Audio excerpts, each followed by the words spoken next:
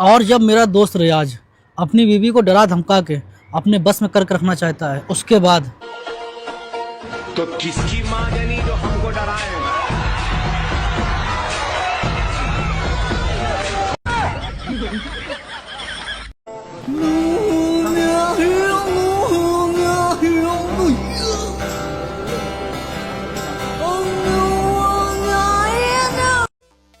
जय श्री राम हमारे सनातन भाइयों और बहनों को स्वागत है आज के इस वीडियो में। यहाँ हम करते हैं बात उन विषयों की जो सीधे जुड़ते हैं राष्ट्र की सम्मान, धर्म की रक्षा और सनातन संस्कृति से। अगर आप भी मानते हैं कि भारत को जागरूक, आत्मनिर्भर और गौरवशाली बनाना हमारा कर्तव्य है तो जुड़े रहिए हमारे साथ आज के इस वीडियो में। इस वीडियो में कुछ राजनीतिक क्लिप्स, कुछ फनी क्लिप्स, कुछ रोस्ट क्लिप्स होने वाले हैं। वीडियो को अंत तक बने रहिए। चलिए आरंभ करते हैं। तो प्रेमानंद भी कह रहे हैं कि 4 महिलाएं या 3 महिलाएं सही होती है, बाकी सही नहीं होती है। 100 में से कि आप किन महिलाओं के लिए कह रहे हैं जो आपके आश्रम में आती हैं? अगर आप अपने आश्रम वाली महिलाओं के लिए कह रहे हैं तो मैं इस बात से हमें कोई एतराज नहीं है। हो सकता है बाबा अपने आश्रम में आने वाली महिलाओं को टेस्ट लेते हों, उनमें से 3-4 महिलाएं इनके हाथ में ना आती होंगी और बाकी इनके काबू में आ जाती होंगी। खुद प्रेमानंद महाराज या अनिरुद्धाचार्य सबकी जो आप एजुकेशन देखोगे तो इनकी एजुकेशन मात्र ऐसी 5वीं 6वीं में इनकी पढ़ाई का मन नहीं लगा। प्रेमानंद महाराज का मन 6ठी क्लास के बाद पढ़ने में नहीं लगा। लेकिन तो ये था इस मंदी बुद्धि कन्या की हरकत, और ये है हमारे बाबा का जवाब। बाबा का जवाब भी देखो। जैसे नाली का कीड़ा नाली में ही सुख का अनुभव करता है, उसे अमृत कुंड में डालो तो उसे पसंद नहीं आएगा। ऐसे जो गंदे आचरण कर रहे हैं ना, उनको सही बात उपदेश करो तो वो बुरा लगेगा, उनको बुरा लगेगा, उनको अच्छा नहीं लगेगा। जैसे आप सब बच्चे हो, अब आए हो तो सुधरने के लिए ना, तो हम कड़वा भी बोलेंगे। तुम गर्लफ्रेंड बॉयफ्रेंड बनाना बंद करो, तुम कोई नशा मत करो, अपने माता पिता की आज्ञा में रहो। अब इसी को तुम बुरा मानो तो फिर अगर संत जन तुम्हें नहीं उपदेश करेंगे तो शास्त्रों तक तुम्हारी पहुंच नहीं, तुम कैसे जानोगे कि अच्छाई क्या है और बुराई क्या है। और अनिरुद्धाचार्य को किंतु परंतु कहते हुए माफी नहीं मांगनी होगी। गलत बयानी करेंगे, वैश्याओं से बच्चों की तुलना करेंगे, आप उसकी तुलना करेंगे और कहेंगे 4 जगह मुंह मार के आती है। अभी बदत है भाई, अभी बदत है। मैं शादीशुदा सब घर तक हूँ, घर के बाहर मैं सिंगल हूँ। तो आप लोग सिंगल ही मान के चले। बढ़िया।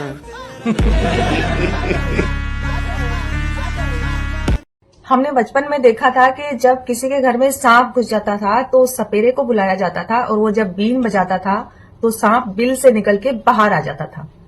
ऐसा ही कुछ हुआ है प्रेमानंद जी महाराज और अनिरुद्धाचार्य महाराज के बयान के बाद में। बिल से सांप तो नहीं, लेकिन गटर से बहुत सारे कीड़े निकल के बाहर आ गए हैं विरोध करने के लिए। अभी तो पूरी बीन भी नहीं बजाई थी भैया।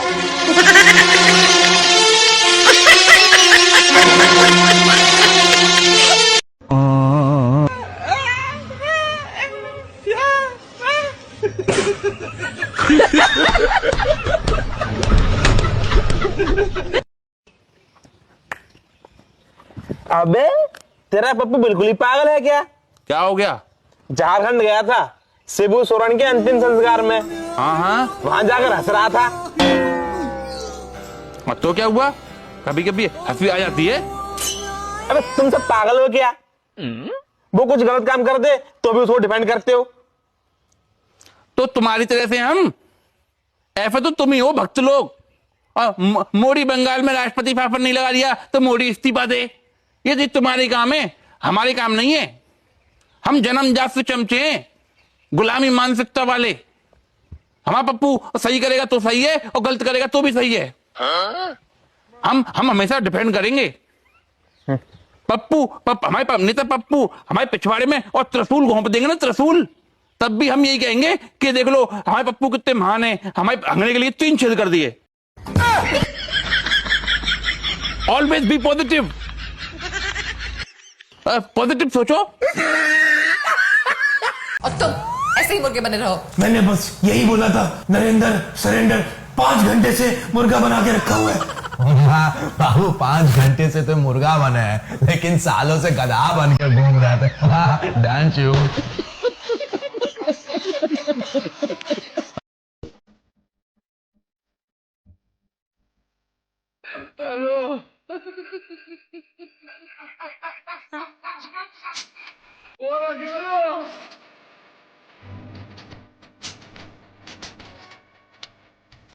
ला भाई दीपक, पता नहीं किस बहान चोद की नजर लगी।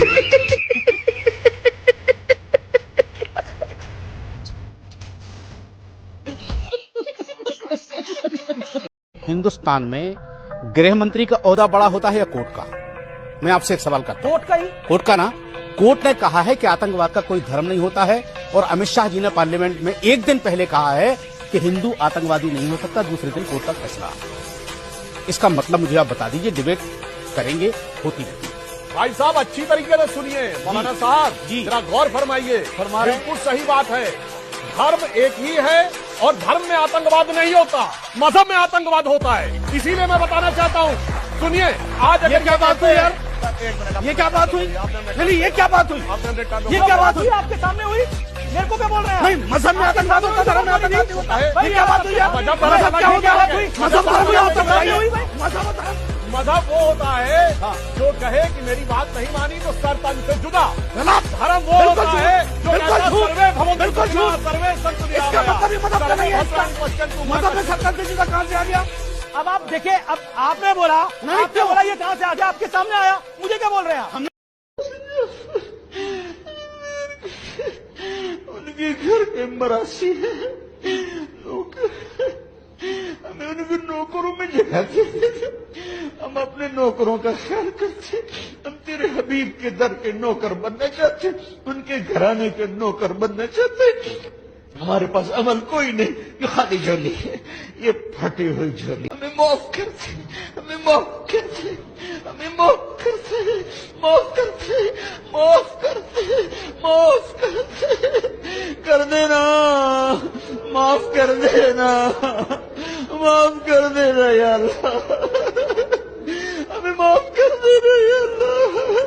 हमारे टाइम में अडानी 609 नंबर से दुनिया के सबसे अमीर लोगों की सूची से उठकर दूसरे नंबर पर नहीं आ गए। वो जादू तो साहब आप ही ने किया 2014 से 2022 तक। अडानी ने बिजनेस किया है, इनको लगता है कि उसमें बहुत सारा गड़बड़ हुआ, इसने सैकड़ों करोड़ कमाए। मगर ये बता दें, 3 पुश्तों से न किसी ने नौकरी की है और न किसी ने कोई बिजनेस किया है। फिर ये सैकड़ों करोड़ की संपत्ति कहां से आ जाती है और सैकड़ों करोड़ का इनकम टैक्स का नोटिस कहां से आ जाता है? मुझे ये बात बता दें, ये देश का युवा जानना चाहता है कि ये फितरत क्या होती है। रंबा रंबा, खंबा खंबा, बम्बा बम्बा, जुम्बा जुम्बा। अद्भुत। हाँ ठीक है, खुश रहो खुश रहो। बाबू पैर नहीं छू रहे हैं आपका, आपके पैर में गोबर लग गया था। ऊपर ये फोटो किसकी? अरे ये तो मेरी फोटो है। तो बाबू क्या हुआ, आप भी किसी गोबर से कम है क्या?